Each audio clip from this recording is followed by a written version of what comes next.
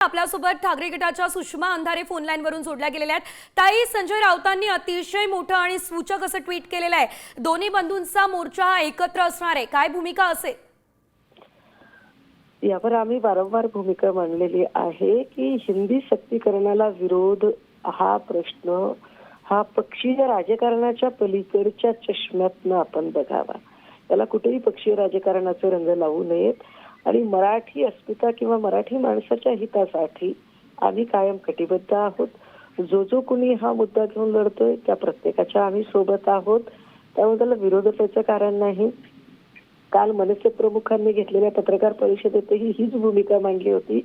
तेव्हा निष्कारण दोन मोर्चे किंवा दोन वेगवेगळ्या गोष्टी दाखवण्यापेक्षा जर हेतू एकच आहे आणि लढणं एकाच ठिकाणी आहे तर एकत्र येऊन लढायला काय हरकत आहे, इतका साधा अर्थ आहे त्याला।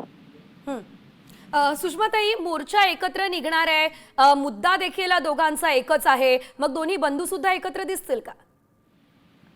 आता त्या दिवशी मोर्चाला कोण कोण उपस्थित राहणार आहे हे अद्याप मला माहित नाहीये, परंतु मोर्चे दोन्ही पक्षांचे एकत्र निघणार आहेत एवढं नक्की मला वाटतं की मला आज त्याच्या संबंधाने माहिती मिळेल किंवा आज तरी अजून नाही, पण उद्या आमची कदाचित बैठक होईल आणि त्या बैठकीमध्ये बऱ्याचशा गोष्टी ठरतील, तेव्हा मी आपल्याला या संदर्भात माहिती देऊ शकेल।